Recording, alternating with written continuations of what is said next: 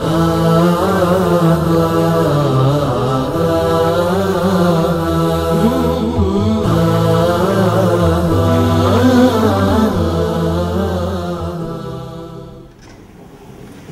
aleyhissalatu vesselam kardeşler hadisi var. Bir kişi Resulullah'ın yanına oldurdu olan. Özün bir ashabası.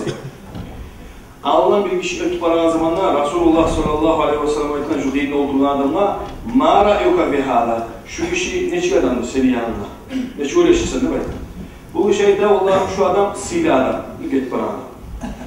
Allah'ım şunu da antite bu dinin adam. Şu adam kız dilese kız birbirine yere kalmış o. Komik dilese şu adamın komik etmeye yere kalmış o. Bunu mahtadan, hani uzatmadan Resulullah aleyhissalatu vesselam toxtat durgan, tırnak durgan. O kişi ötüp ketken. Biraz zaman toxtaya qarasa bir daha bir kişi ketip bara.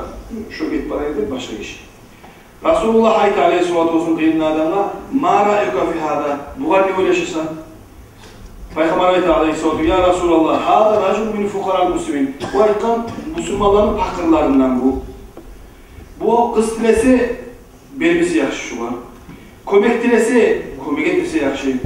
Aytılsa bir adam bir söz aytsam, sözüne tınlanmada tınlamayı bu adam. Bu eski adam, topuyon bu adam, bakır adam hiç kolay bizim dünyada. Bu adam sökken bu.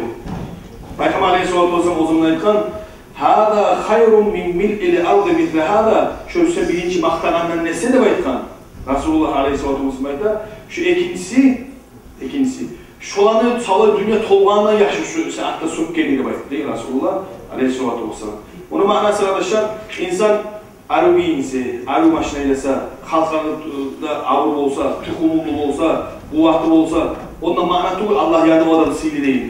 Allah yanında sili, İraq'ta kalan zamanda kul, Allah'a bakıyakta kul olsa, duetti, yilay, dinezat yok, fakir, Allah'a şükürlük etti. Ona hana kul, Allah'ın kulu.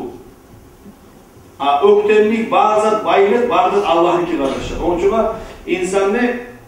Ben buna aytakanım, bizde ben onu kov aytamam, bizde bu rayon lisede bizde milisiyalar var, bayılsa var, böyleyim, o pensiyonluğu var, bu administrasyon kop, halk kop geriye yer bu, rayonluğu. Onun için ben aytakanım kardeşler, bir adam biraz dostal adam, fakir adam gelgen zamanda, o da bir bay adam gelirse o yaktan durup söyleyip gitti de bazen. O var çabuk dayılavuz biz. Ama şu fakir adam gelgen zamanda arkadaşlar, şu adamdan sarsımasanız, sarsımayı koysanız, Allah sağ olsun, o da bir Allah'ın bir sihirli bulunsa, o adam sizin bardakınızı çöktürür. Onun için gelgen adamla etmeter kulluğunu, niye çık bulamasa da. Şunu üstüne, boyuna, soyuna, tohumuna, bayrağına, yargına karamaylı adam etmeter kardeşim. O adam sana matar, adama sana matar.